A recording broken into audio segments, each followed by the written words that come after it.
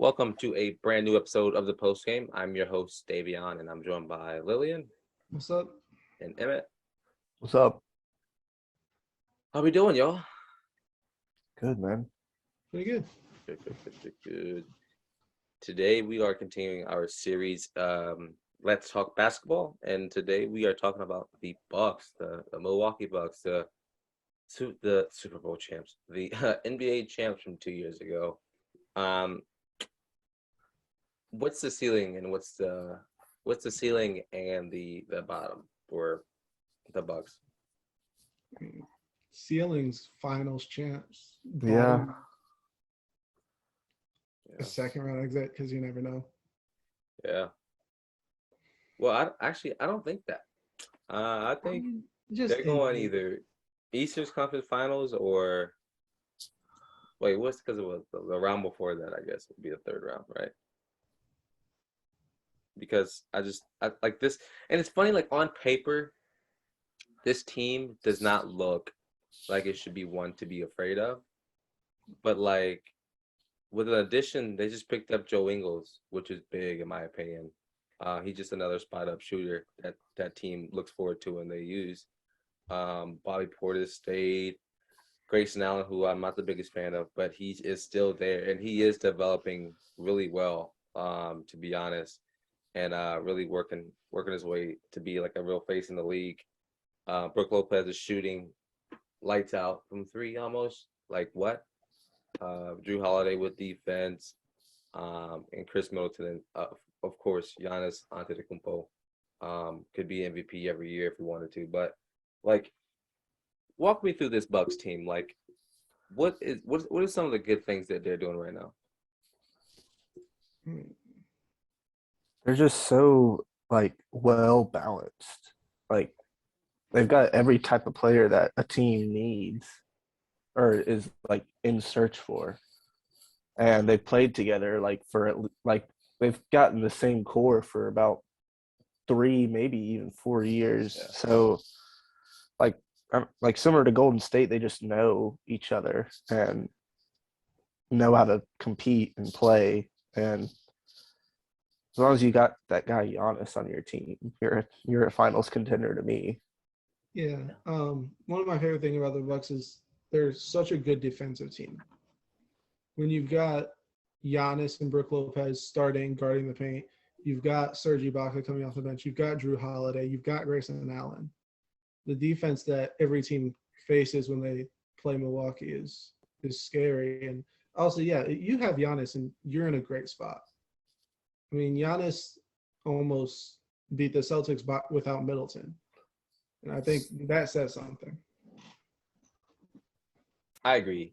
And this team they're just not stopping. Like they're like with every year, there's like a level of like growth and development, and it just keeps going up. And it's like teams shouldn't be this good. And so honestly, them losing Chris Middleton last year in the playoffs, like I mean, you can say that's one of the biggest reasons why they failed so early. But like with him being healthy again next season, Giannis being Giannis next season, because he's doing, and like I've seen a video recently, he's just shooting lights out like in practice. And so like if he gets on league average, which is what 35-40% from three, like if he's shooting league average next year, he's gonna be a force to be reckoned with. Like he's doing nothing but getting better with time, and that's something the league should be afraid of. Because last year he shot from three, he shot 29.3%.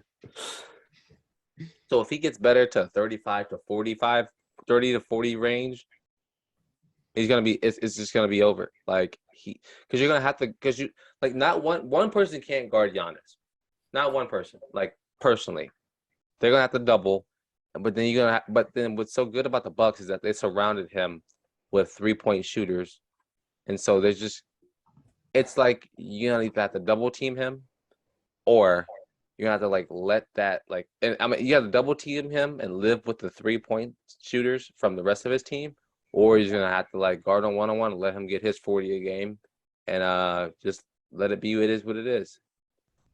Yeah, one of my favorite things about Giannis is, I mean, already last year he's averaging 30 on a single three made per game, which Yeah. that in of itself is unheard of in today's league.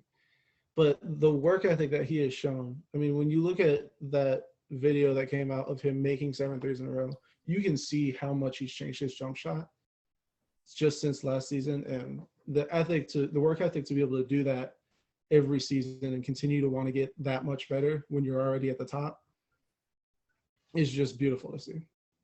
I mean, is it me or like his worth ethic is just it's nonstop. Like he goes like every off season he is out there literally trying like to be a better player and trying to be a I mean the best that he can be and it just completely works. Completely works for him. But like so with this team and Giannis, like what losing Chris Middleton last year in the playoffs obviously showed that it was detrimental to them. What needs to happen for like that to happen? If that was to happen again, what needs to happen for that team that they can continue, they can bounce back and they can move forward even without Chris Middleton? Uh, honestly, like not much. Like to if I'm being completely honest, like I think the series against the Celtics, like two of the best defenses going at it. Like I just thought at the end of the day, the thing that like the Celtics just made more shots. Like all the games were close, and it just kind of was sort of luck of the draw to the Celtics. And like I would have trusted the Bucks offense over the Heat in the conference finals. Yeah. And then I mean, like, who knows for the Warriors because we've never seen that matchup before. But like, Yeah. I think they played as best they could against Boston. I mean, they took them to 7 games and didn't have home court, so like, and almost like they could have taken it game 6 if Tatum didn't go crazy. So like, yeah, like again, like I just think I don't think they need to panic if that happens again. Yeah. Yeah, I mean, does Drew Holiday need to be more efficient on offense? I mean, yeah, there wasn't great efficiency from him, but I mean, I think especially with Drew Holiday, his defense is good enough to offset that mostly. But I think the biggest loss was when you lose Chris Middleton. Last year, the Bucks didn't have somebody to come in and be that spot up shooter at the 3 spot, which is what Middleton is most of the time. But obviously, they signed Ingles. It's not going to provide as much off the dribble for you. But when you need that spot up corner 3, instead of having somebody like Wesley Matthews, no disrespect to Wesley Matthews, veteran of the league, great player, instead of having him and have Joe Ingles taking that shot, I think you make more shots. And if they had him last year, I think they probably win that series.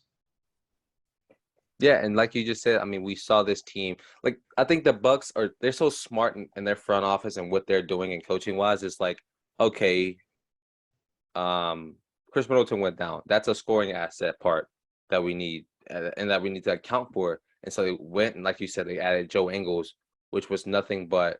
I mean, it shows that like, okay, if somebody goes down, we need somebody to be able to get us 15 points, you know. And I think Joe Ingles can do that. I mean, in a playoff game, I think Joe Ingles can take some pressure off of Giannis and get you a shot or 2 or 3. And so that was big for them adding him. I don't know. The Bucks are such a like. I'm not saying they're a perfect team, but they're such a good team that it's almost hard to critique anything. I mean, Bobby Portis averaged 14 and a half points last year. Like that's so big for him. Like just think about like the player he is like and like all everyone on his team is like they're all becoming like they're all developing that 3-point shot. Because Bobby Portis didn't shoot lights out in his early career, but now, I mean, he's not shooting lights out now, but he's definitely become like someone that you have to guard out there. Mm-hmm. I have realized like that it makes Giannis's job so much easier because if you have to send everybody to guard the perimeter, it just leaves the paint wide open to 1 or 2 players. And like Giannis, he showed he could easily fill that up. And so I don't know. I mean, the Bucks are they're an interesting team to look out for next year. And every year, and as long as Giannis is there. But anything I'll have on the Bucks? That's all I have. Yeah, they're good. Well, at least like for their team for this year, like they got their roster set. Next year they got a lot of expiring deals. If I'm not mistaken, like I think like Chris Middleton, Giannis, Drew Holiday, and Bobby Portis are like the only ones like under contract next year, besides like their rookies.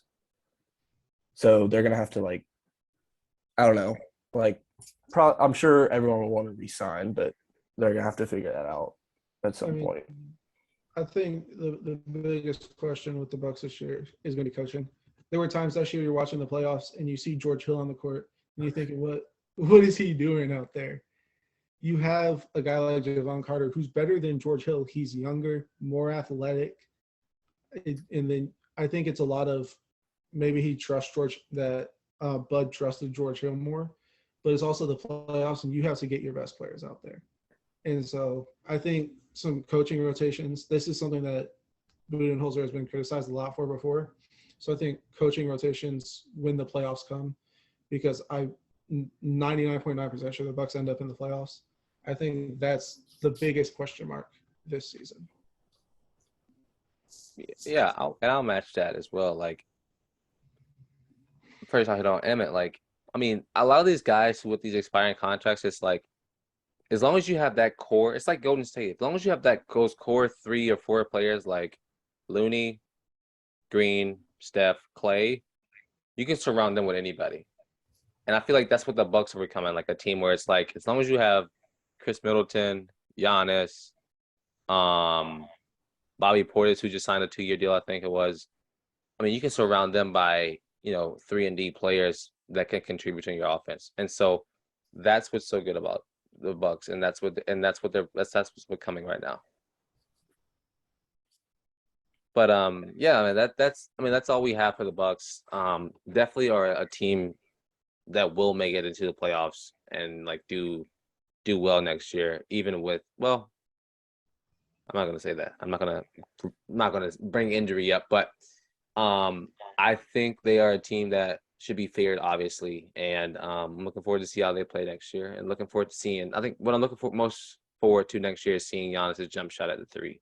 Like, has it developed a lot to where it works?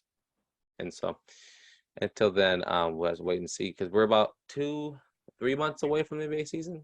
I think it's like October 12th or something. I think is like the start of the NBA season. But whenever that comes back, we'll be here to cover it. But yeah, this has been another episode of Let's Talk Basketball. I've been your host, Davion. That's Lillian, Emmett, and this has been the post game. Peace.